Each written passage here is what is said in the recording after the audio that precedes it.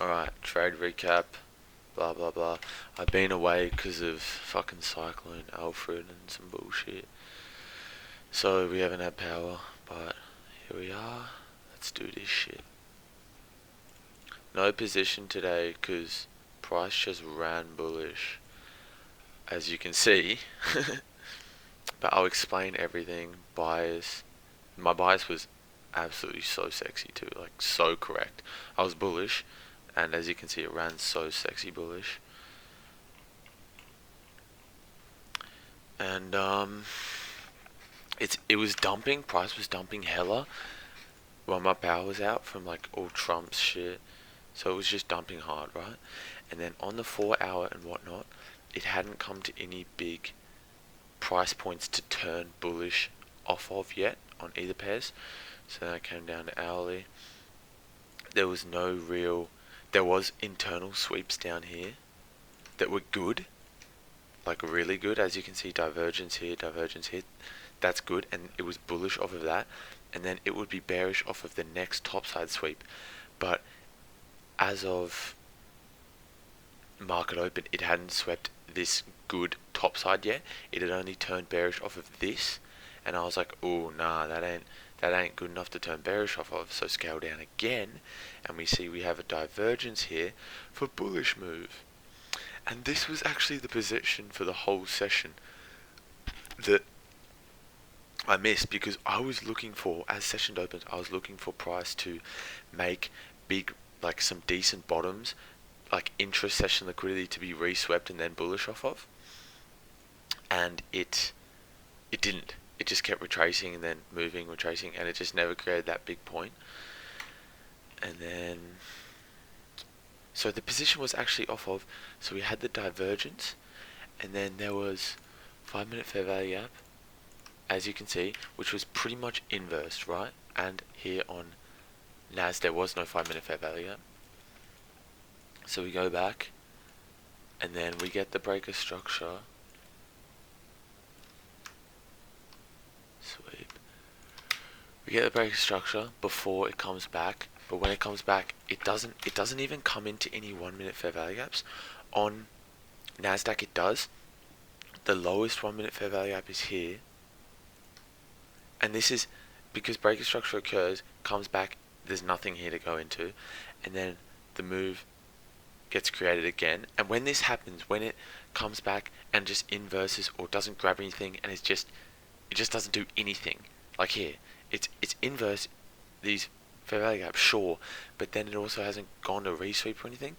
So off of that, it's like, okay, it'll keep going bullish, and when it does, we look for that next imbalance, like the 5 minute fair value gap, right? And it was still bullish structure, didn't break structure bearish, so that happens, and then we get a 5 minute fair value gap here and here. It doesn't trace into the Nasdaq one.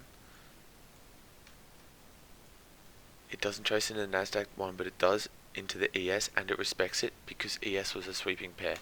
But that's not really the entry, because it was kind of a shitty, like a weirdish sweep. Like it respects it well, but not as good as it could be. And then when shit like this happens, see, I was, before my power went out and I was trading, I was talking about how I learned about this. So when, because you want price to come to the lowest fair value gap or the closest fair value gap to the sweeping liquidity to enter off of, right? You want it to come to this, but once this top side one gets respected, this higher up one, then you want it to come to the next lowest. So because this is respected, if it comes down here, it's bearish. But when it, so you want to look for the next closest one to the sweep, which is this 1 minute fair value gap, which actually gets respected here at the exact same, or it also gets respected here to halfway at like nothing really time, but it gets respected here very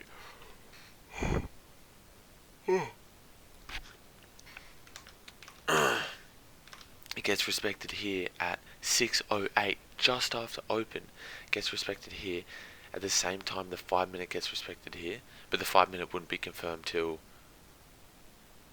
here, the close of this candle. So here, this candle as entry. But you can see how that's a really good confluence. And because this is a sweeping pair, if you wanted to then wait for the 1 minute fair value gap confirmation, you get a beautiful inverse, like the fattest inverse ever, and then with good price action, that's always good to see, and then a 1 minute fair value gap created from the inverse, which is always something really good to see, right? And then if you want to go long off that, it'd be off this candle, stops just below closest, and you'd shoot for wherever. Does that get hit? Oh, it does. You'd shoot for an order block. I haven't devised an order block, but you would anyways.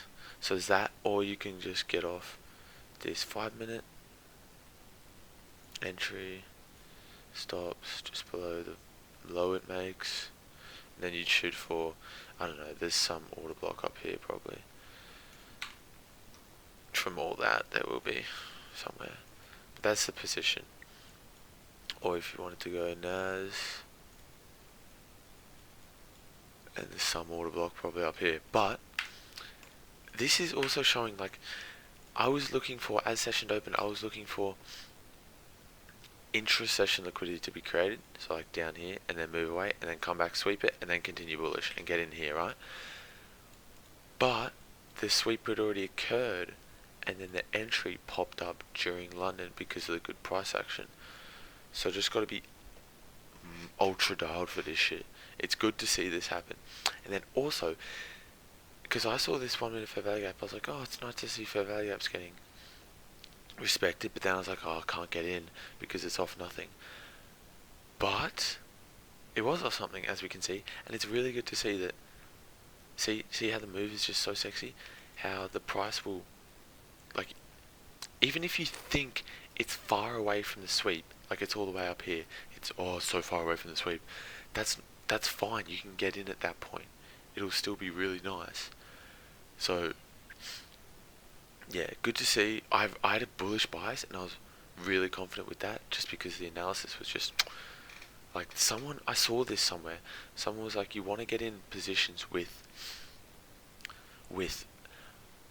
like high time frame bias, so like longs in let's say it was bullish, longs in consideration because of high time frame bias, and then you get in off of the switch of the shorter time frame move, which as we can see is here, bearish, divergence, bullish, sexy. So that's really good to see. It also, it doesn't really inverse that fair value yet. It's okay. Yeah, that's that. Good, very good learning. Good to be back to it. We're fucking dialed, baby. We're good.